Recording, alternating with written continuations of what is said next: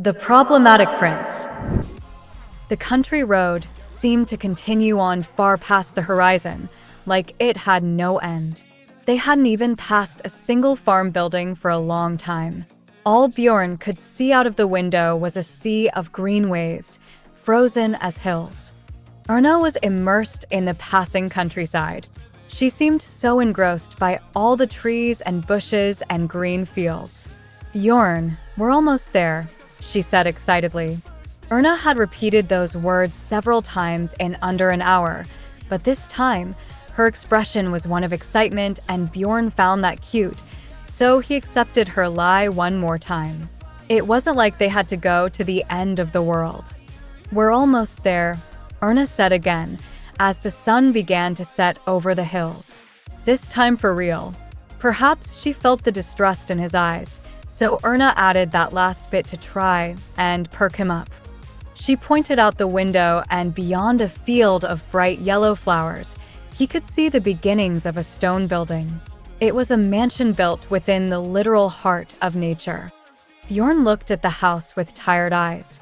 He considered the town, where Buford Station was so remote and rural. Just as his tiredness was reaching its peak, the carriage pulled into Baden Street.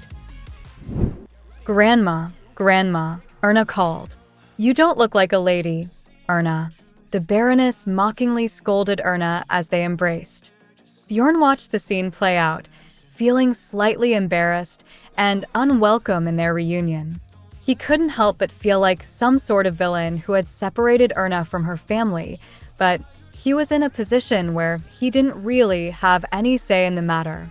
"Oh my, I have committed a great offense," the Baroness said, noticing Bjorn. "Grand Duke, it's been a while. Thank you so much for coming all the way out here to see this old woman." The Baroness faced Bjorn with a smile.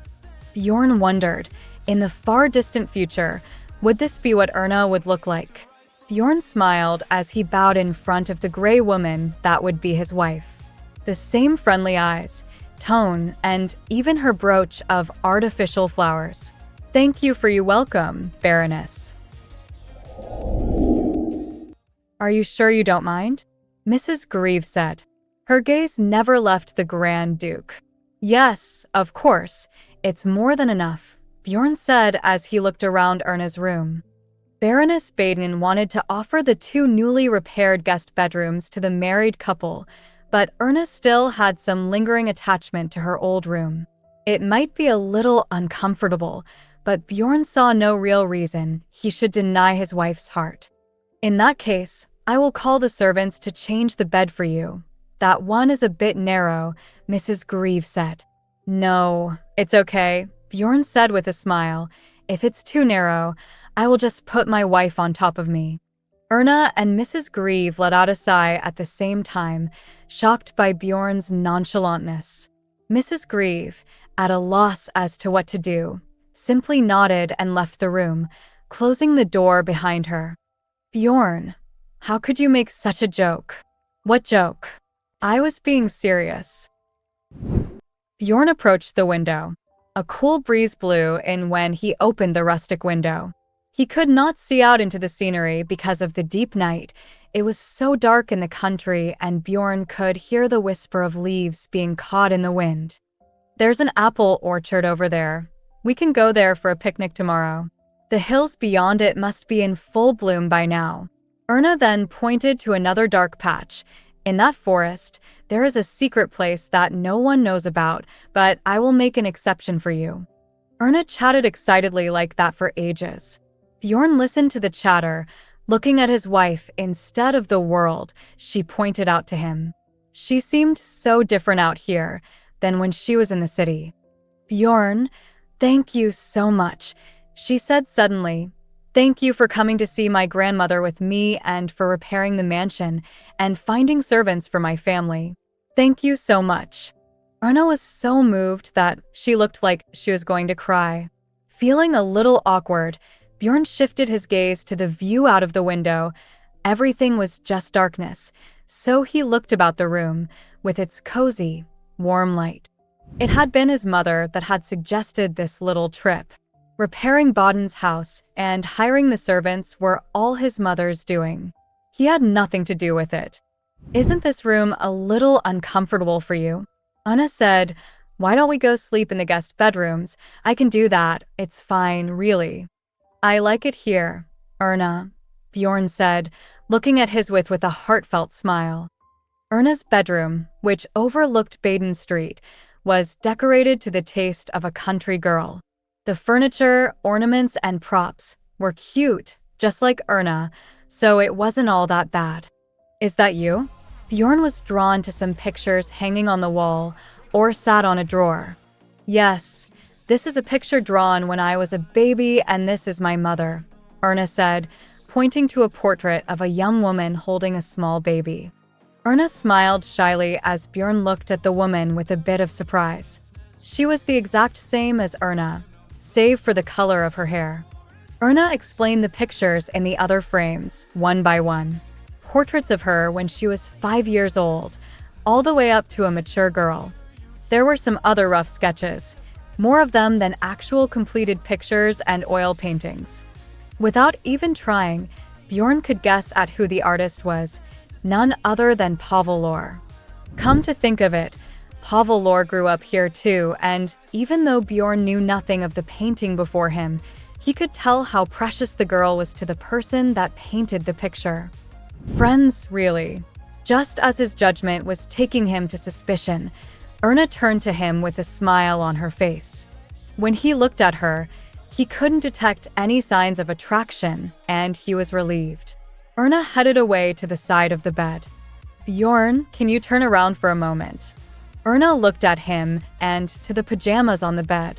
Bjorn replied to her request by not turning around, but instead folding his arms and leaning against the wall. Erna sighed and turned around to get changed. Bjorn stared at his wife's naked back as she got changed, doing her best to ignore his lecherous stare. Bjorn felt a twang of guilt in his stomach for leering at his wife, who had done far more scrupulous things than getting naked in front of him. He couldn't believe he felt that way, and even though he scolded himself, he did not turn away. Then, he wished he had some artistic talent so that he could paint his wife's lovely body and keep it as a secret collection. Bjorn was stuck in the room even after Erna began brushing her long, brown hair. Her hair was very fine and cascaded down to her lower back. It was a sweet irritation to feel the touch of her revive at his fingertips. The desire he felt for Erna right then was strange. Not unlike anything he had felt for her before, he could have her right now if he wanted, but he didn't, despite the pull he felt. He blamed the new, unfamiliar surroundings, making him hold back his wants. As he restrained himself, a noise came from outside, a howl. Even as he frowned at the noise, Erna turned to him and laughed. "They are your friends, Bjorn," Erna said, putting down the hairbrush and came to his side.